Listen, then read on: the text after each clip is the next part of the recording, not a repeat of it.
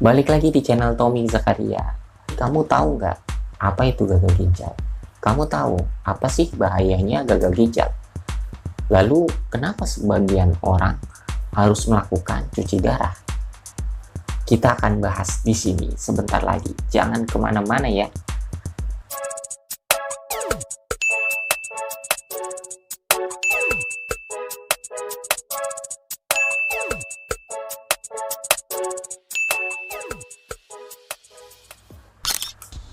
Sebelum kita melanjutkan videonya, saya mohon perhatiannya buat teman-teman semua. Duduk yang rapi, duduk yang manis, dan simak videonya sampai habis. Yang belum subscribe, silahkan subscribe terlebih dahulu. Dan jangan lupa tekan juga tombol loncengnya. Oke, kita sering mendengar yang namanya gagal ginjal. Dan kita juga sering mendengar kalau sebagian orang harus melakukan cuci darah. Tapi sebenarnya kamu tahu nggak sih apa itu gagal ginjal? Kamu tahu nggak sih apa bahayanya gagal ginjal? Sehingga membuat sebagian orang harus melakukan cuci darah, bahkan secara rutin.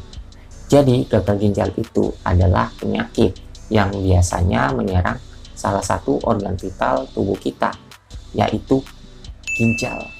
Nah, penyakit gagal ginjal ini bisa menyerang siapa saja. Bisa menyerang orang-orang yang di usia muda maupun orang-orang yang di usia tua. Penyakit gagal ginjal ini tidak pandang usia. Kita semua bisa terkena penyakit gagal ginjal. Kalau kita sampai terkena penyakit gagal ginjal, itu dampaknya akan sangat buruk sekali untuk kesehatan kita. Bahkan bisa mempengaruhi kelangsungan hidup kita. Oleh karena gagal ginjal itu adalah penyakit yang berbahaya, maka dari itu kita mesti berhati-hati dan mewaspadai dengan penyakit gagal ginjal ini. Kalau bisa sih jangan sampai terkena penyakit gagal ginjal. Kita mesti menjaga kesehatan kita. Lalu apa bahayanya gagal ginjal? Kok bisa berdampak sangat buruk sekali buat kesehatan kita? Bahkan bisa mempengaruhi kelangsungan hidup kita. Dan juga bisa membuat sebagian orang itu harus melakukan cuci darah, bahkan secara rutin. Apa bahayanya gagal ginjal? Penyakit gagal ginjal itu kan menyerang salah satu organ vital tubuh kita, yaitu ginjal. Ginjal itu salah satu fungsinya menyaring darah. Nah, di dalam darah ini terdapat racun dan cairan yang berlebih. Nah, racun dan cairan yang berlebih ini di bawah darah, di dalam darah ini itu disaring melalui ginjal, ya, dibawa ke ginjal untuk disaring. Nah, setelah disaring melalui ginjal, lalu racun dan cairan ini akan dikeluarkan melalui urin. Nah, harusnya ginjal ini berfungsi dengan baik, menyaring gitu kan, menyaring racun dan cairan yang berlebih. Harusnya berfungsi dengan baik, harusnya ginjal ini bisa bekerja dengan baik. Karena ginjal kita ini, ya, maksud saya itu karena ginjal yang sudah terkena penyakit gagal ginjal ini mengalami gangguan, ya, mengalami kerusakan. Jadi ginjal ini tidak bisa berfungsi lagi dengan baik, tidak bisa bekerja dengan baik, sehingga racun dan cairan yang berlebih yang ada di dalam darah ini tidak bisa lagi disaring melalui ginjal, tidak bisa dikeluarkan melalui urin, sehingga racun dan cairan yang berlebih itu menumpuk di dalam tubuh. Nah, karena menumpuk di dalam tubuh terus-menerus, sehingga itu sangat berbahaya untuk kesehatan kita. Itu bisa menimbulkan diantaranya bisa menimbulkan pembengkakan di beberapa bagian tubuh. Udah gitu juga bisa menimbulkan sesak nafas dan juga bisa terjadi kematian. Nah, itu kenapa penyakit gagal ginjal ini sangat berbahaya untuk kesehatan kita. Lalu gimana kalau sudah terkena penyakit gagal ginjal? buat teman-teman yang sudah terkena penyakit gagal ginjal, itu teman-teman bisa langsung pergi ke rumah sakit untuk segera konsul ke dokter. Nah, nanti di rumah sakit pastikan dicek lab tuh. Nah, dilihat dari hasil cek lab teman-teman, kalau memang teman-teman itu hasil cek labnya menunjukkan bahwa teman-teman terkena penyakit gagal ginjal, biasanya dokter akan menyarankan untuk segera melakukan cuci darah. Nah, kalau teman-teman sudah disarankan oleh dokter untuk segera melakukan cuci darah, maka teman-teman jangan menunda-nunda untuk melakukan cuci darah.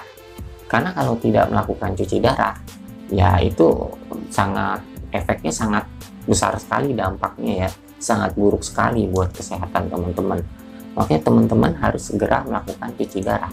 Karena cuci darah itu adalah salah satu solusi yang terbaik untuk orang-orang yang sudah terkena penyakit gagal ginjal, untuk pasien gagal ginjal. Nah, cuci darah di sini itu bisa cuci darah di rumah sakit, hemodialisa, atau cuci darah di rumah secara mandiri. Itu CAPD namanya. Teman-teman bisa pilih mau di rumah sakit atau di rumah. Pokoknya teman-teman harus mengikuti saran dari dokter. Kalau memang teman-teman udah disarankan untuk segera melakukan cuci darah, ya sebaiknya mesti cepat-cepat melakukan cuci darah. Jangan menunda-nunda. Cuci darah itu nggak seram, cuci darah itu tidak menakutkan.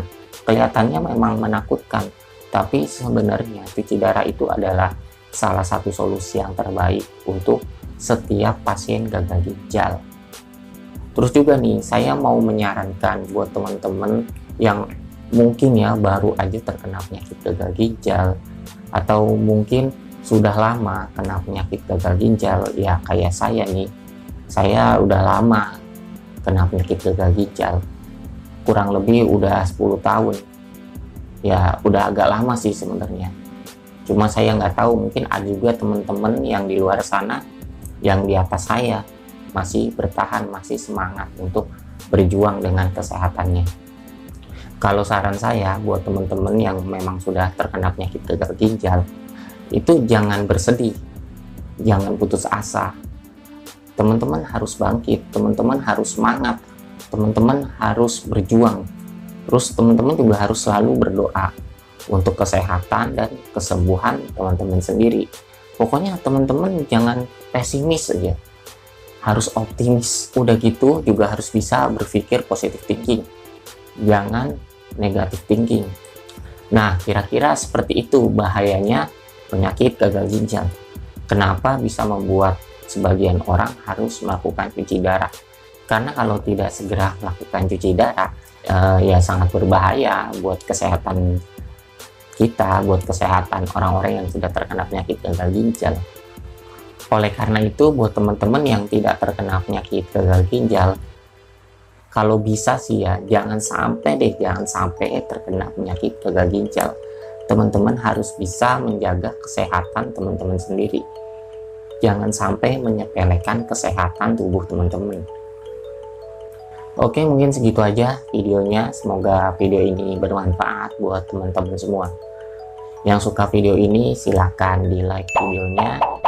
Dan yang ingin bertanya juga silakan komen di bawah. Dan yang belum subscribe, silakan subscribe terlebih dahulu. Jangan lupa tekan juga tombol loncengnya. Terima kasih sudah menonton video ini. Next video selanjutnya. Bye bye.